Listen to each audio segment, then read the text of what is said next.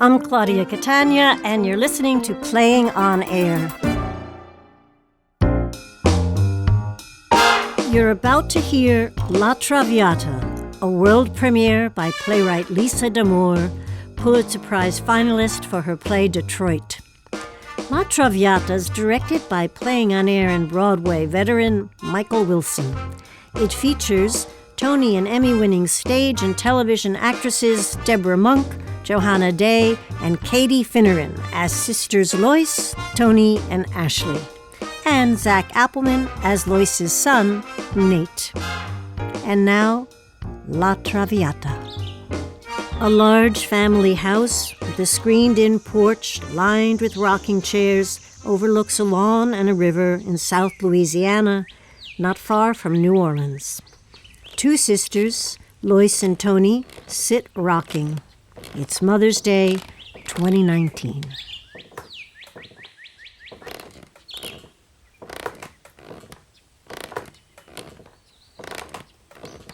Violet. Sounds innocent, right? Like an unassuming flower. Ooh, this tea is too sweet. Ashley, come out to the porch. Take a break. Okay. How many people coming today? 18, 22 with the babies. 22? You. Do we have enough oyster dressing? Everything's in the oven, and then I'll do the flowers. Well, goodness, I'll help. No, today is your day. When they create Infertile Ladies' Day, you can pamper me. Ashley. Violet. Who's Violet? I mean, people are people, and they do what they do. But some people just blow your mind. Violet. She latched on to our sweet darling nephew. They say she's a cutting-edge call girl. What does that mean? I don't know. They use the word nouveau. There's something called BMDS. BM what? I know. It's BDSM. Is that like irritable bowel syndrome? No, it's like, no. It's not we shouldn't be laughing. Oh, shoot, look at the hole in that screen. Somebody's got to fix that hole. And so Violet is an expert in the BMDS. BDSM. Oh, I hope it doesn't involve poo. No. Ma. It's a real thing, a therapeutic thing. People write articles about it. Yeah, but what kind of people? Ma! Yes, Nate, my love, what? Where's the diapers? You bring them in I from the put car? them in the big room. I already looked in the big room. That's where I put them, maybe under the sheets. All right. Tell me Happy Mother's Day. Happy Mother's Day. So anyway, Violet has this business. She runs it out of a shotgun house, you know, in that neighborhood near the quarter, next to the quarter, doing her MDBS. BDS. And Alfie started going there. No, he met her at his meeting. What do you mean, his meeting? His meeting, you know, the meeting that you're not supposed to say the name of. No, Alfie doesn't drink anymore, remember? Oh, okay, right. Alfie meets Violet at his meeting. She was wearing big sunglasses, and he could see the gator tattoo snaking down her arm. What? He asked her out for coffee, and then he asks her out for lunch. Oh, no. And then, next thing you know, they are madly in love.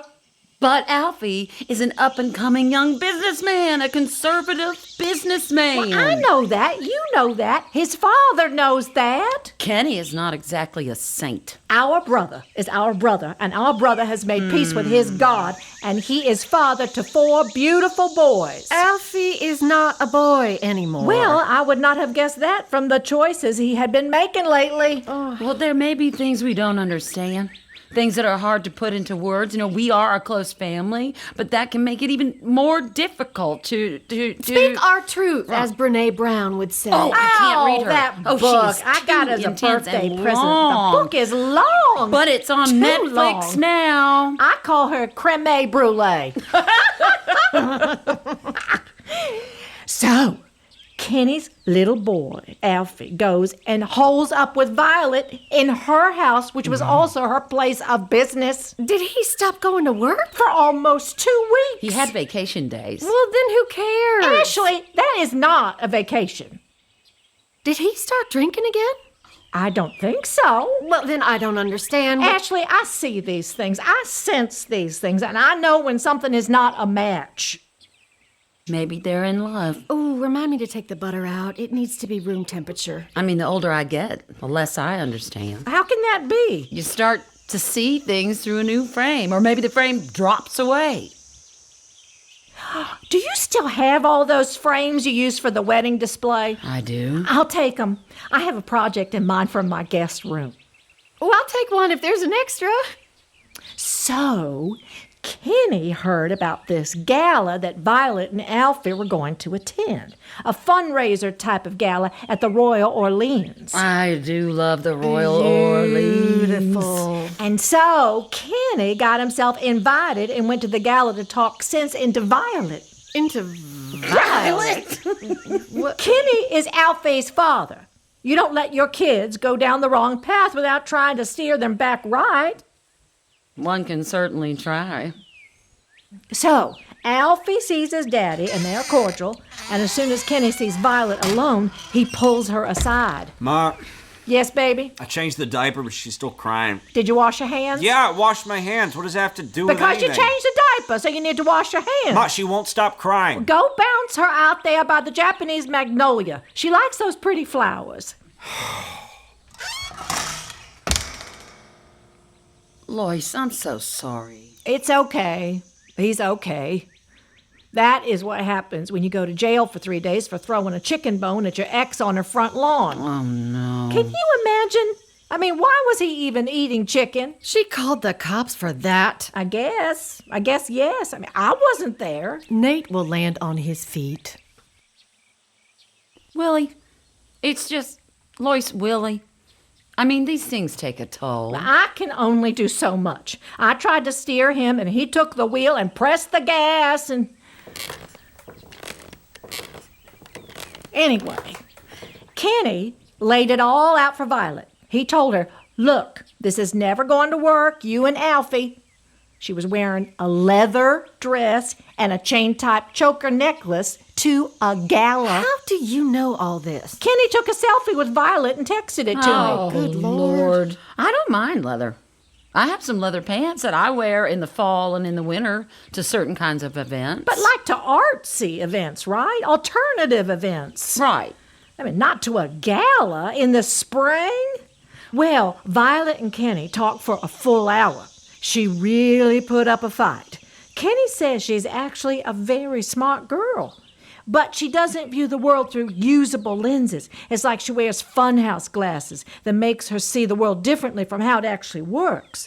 And so Kenny had to, well, Kenny works in City Hall. Oh, here we go. He's done so much good for this city. And he explained things to her about the way things work, about how her business could still flourish without attracting attention to the many codes it is violating. Really? I mean, aren't codes meant to be violated in this town? Well, I suppose perhaps sometimes, but when your business deals with human bodies... Look at this body of mine.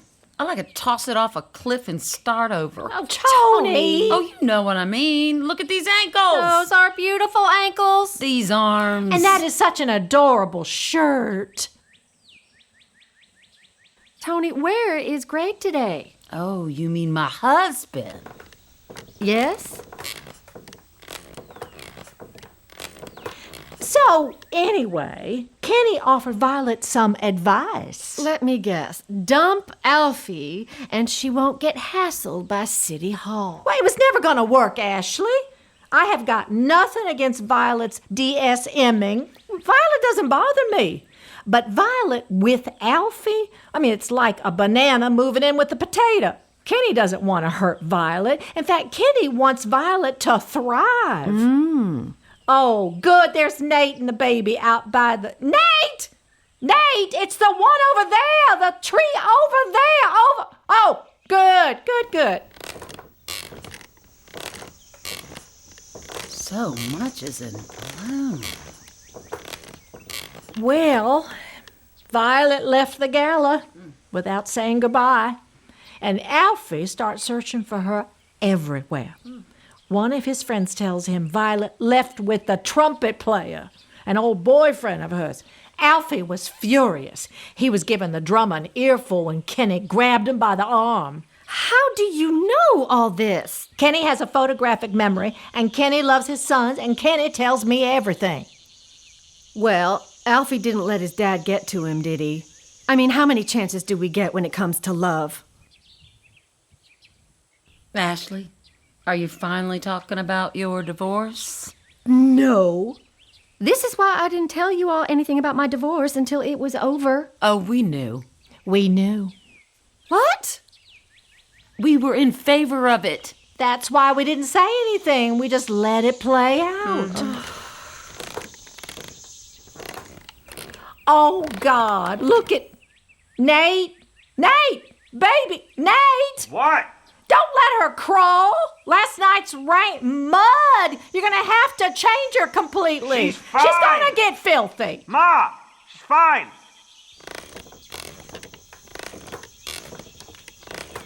Way back when I was babysitting Alfie, back when he was a boy, he convinced me to climb that oak over there when it was still quite small. Alfie told me he was gonna move into it, build rooms and spiral staircases. He wanted me to move in too. The birds were gonna be his pets.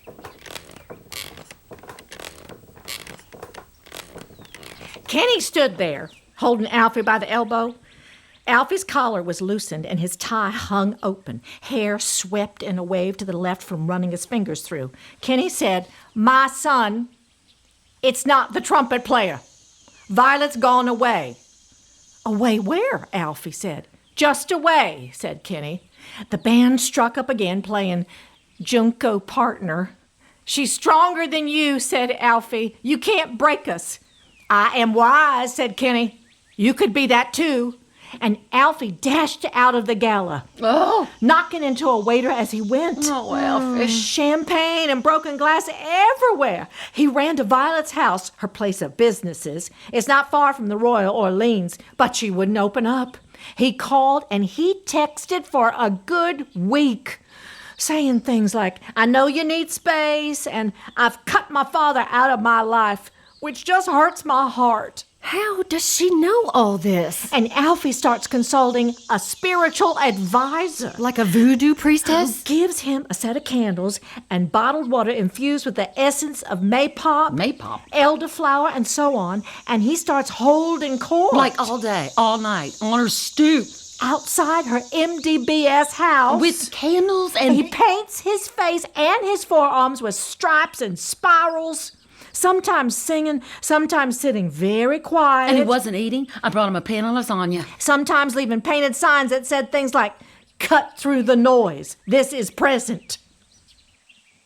Then he went to Kenny's house and challenged his father to a duel. What? I was there, visiting Kenny. And Alfie showed up in his body paint with I think it was like a spike from a fence. Someone needs to... Does he need medication? "Father, I challenge thee to a duel." And then he spit on the ground just like that. And Kenny invited him in, but Alfie said, "No, out here on the esplanade like a man." Lord, that boy's gonna lose his job. They've given him a leave, but they're going to lose patience. Well, now he's taken to his bed. He's taken to his bed? On one of the mornings when he was keeping vigil outside Violet's house, I think the morning he just kept spinning in circles on the sidewalk, arms outstretched. On that morning, Violet finally came outside. He fell to his knees and gasped. "Get up, Alfie," she said, and he obeyed. She pointed to the perch on her cement stoop. "Sit," she said, and he obeyed. "My business is releasing shame," she said. Can you imagine?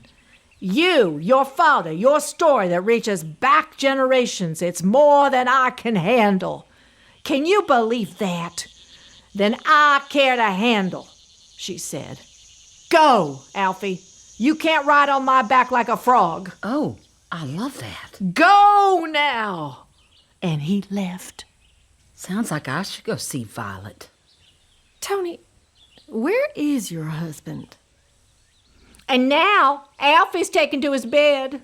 Oh, my sweet nephew. Poor darling. They say it's tuberculosis-like symptoms. Come on. I mean, they can't. They've done tests. There's nothing. I suppose, officially wrong with him, but it manifests as a mix of TB, typhoid, and scarlet fever, diseases from the deep past.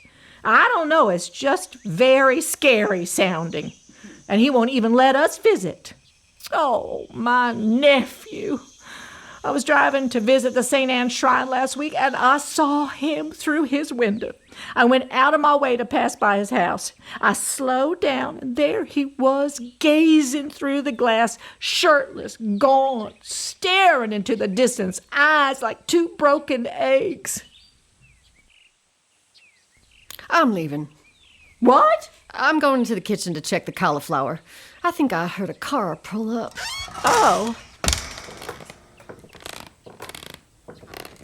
She just doesn't get it. We're all going through something, Lois. Not me.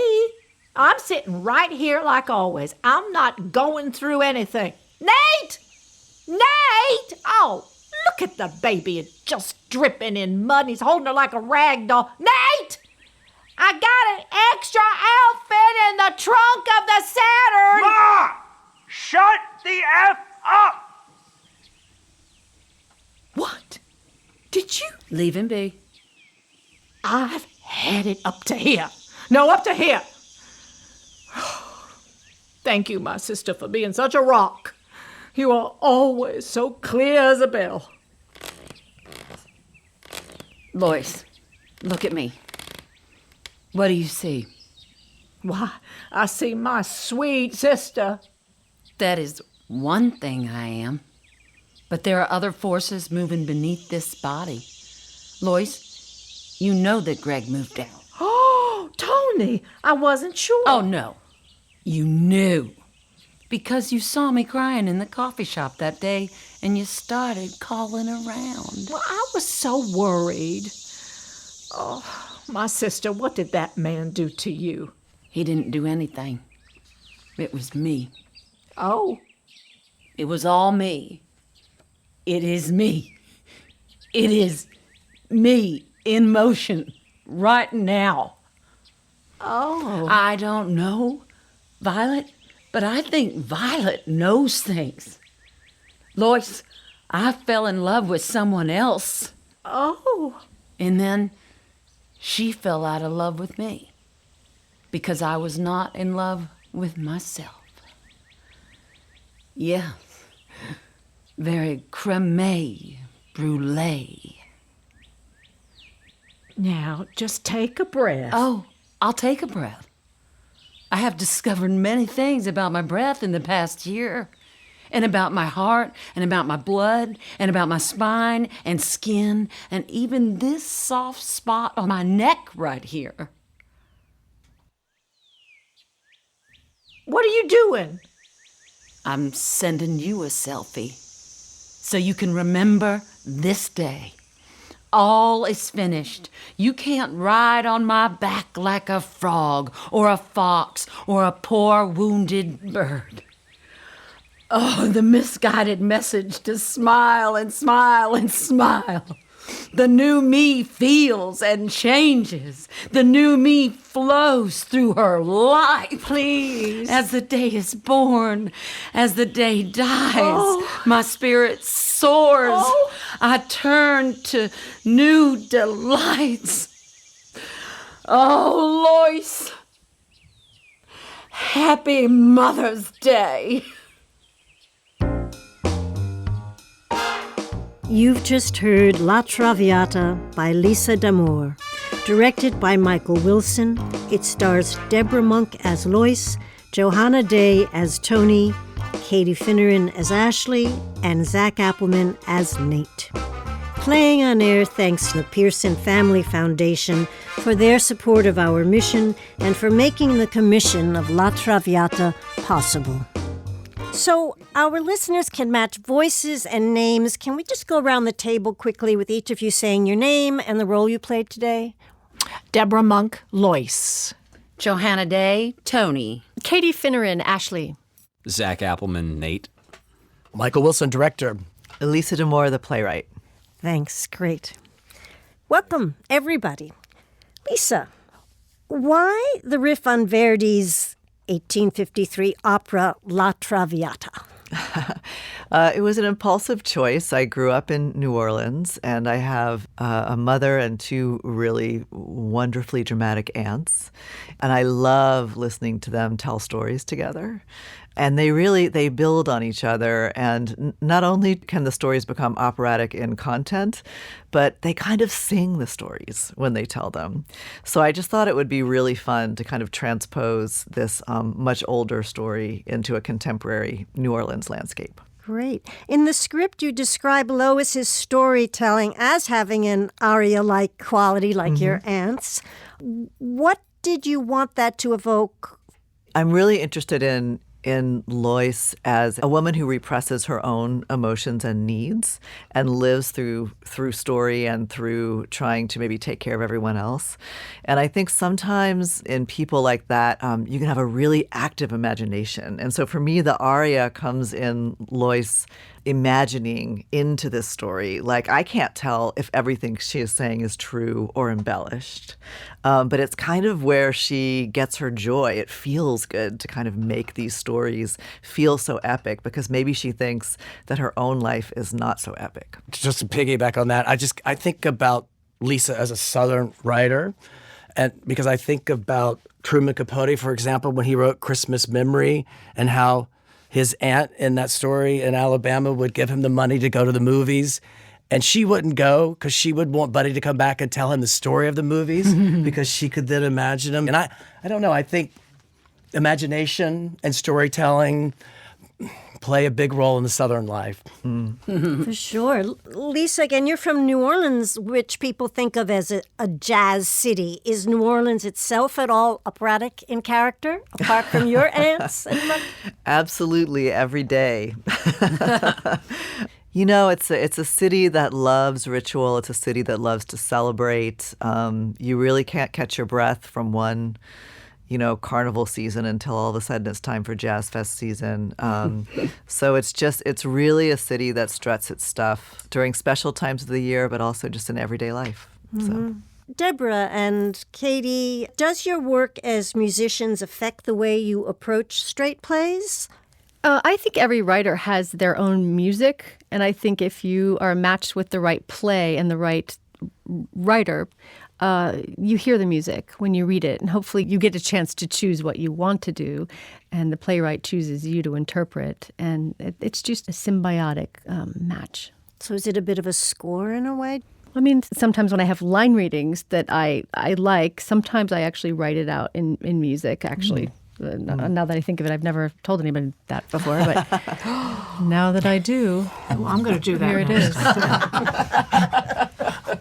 So interesting. Every time I talk to stage managers, after a while, the music of the play is such that almost every night the timing of the piece is exactly the same. Even though you feel like it went slower, but there's something about the magic of that after a while, it does become very musical, and they're picking up the sound, and it's beautiful.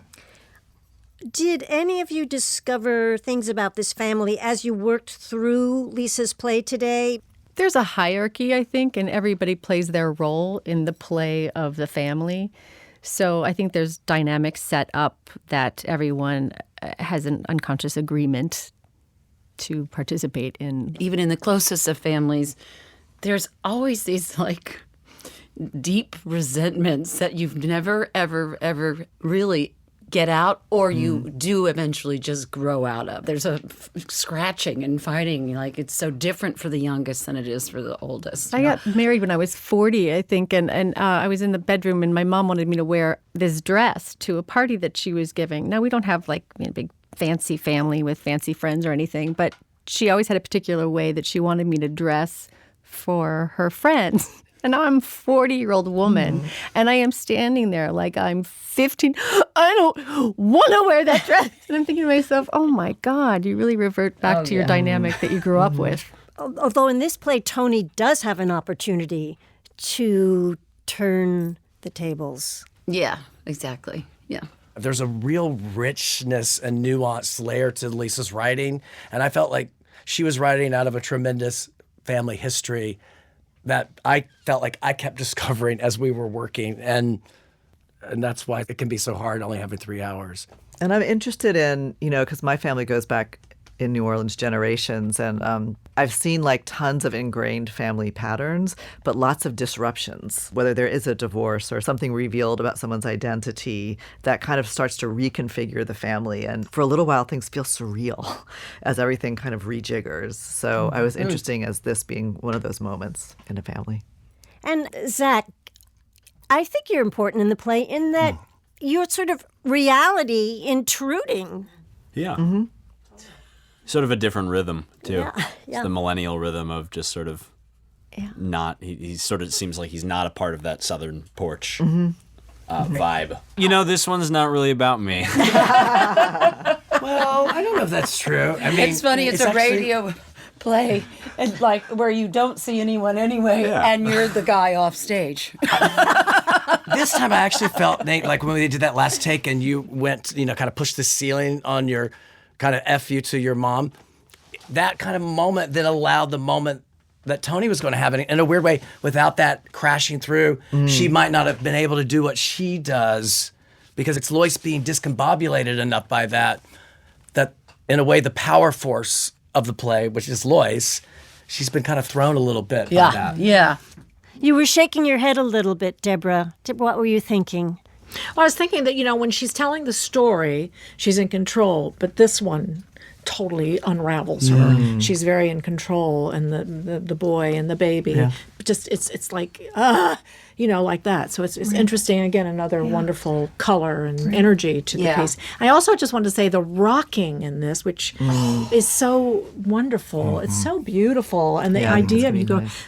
I even noticed a couple of times we were doing it, different ones of us, and it was just lovely as part of the rhythm of this is so beautiful. Even that moment when there's all of a sudden one chair rocking, is really it's beautiful.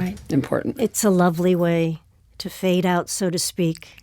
I just find this play so fascinating, and I think Lisa is truly one of our great American writers. And anyway, it was a thrilling afternoon. It just makes me want to do it again because I was like right at the very last minute. I'm like, now you understand things, but we'll have to do another again. Yes. Thank you. Thank you. Thank you for you. Debra Monk, who played Lois. Lois. Excuse me. Michael Wilson, our director. Lisa D'Amour, our playwright. Johanna Day, who played Tony. Katie Finneran, who played Ashley. And, of course, Zach Appelman, who played Nate. Thank you all so much. It's been a great pleasure. Thank you. Thank you. You've been listening to Playing on Air. Associate producer, Michelle O'Brien. Literary manager, Bonnie Antosh. Theme and play music, Tom Cochan. Recording and sound design, John Kilgore. Audio editing, Julia Melfi. Playing on Air is distributed by PRX. Follow us on Facebook, Twitter, Instagram. You can visit us at playingonair.org, where you can discover new shorts and interviews with amazing artists. Subscribe to Playing on Air on iTunes or wherever you get your podcasts. And to help us share great theater with new listeners nationwide, rate and review a show. It's the best way to spread the word. Playing on Air, I'm your host, Claudia Catania. Thanks for listening.